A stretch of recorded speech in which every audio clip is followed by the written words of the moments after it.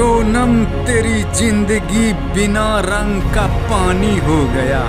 तेरी जिंदगी में रस नहीं बचा, समुद्र का खारा पानी हो गया।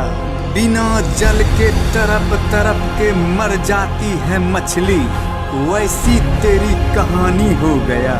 100 बात की एक बात, खत्म तेरी कहानी हो गया। सोनम राज के गले में शादी का माला नहीं, फांसी का फंदा डाल रही थी।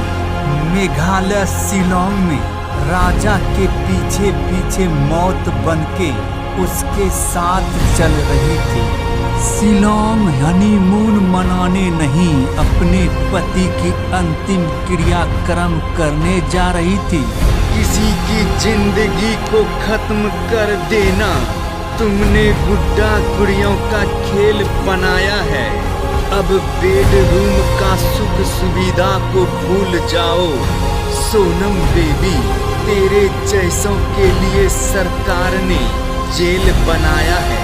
खाने पीने की चिंता मत करना सोनम, ज्यादा कुछ नहीं, घी खिचड़ी बनाया है।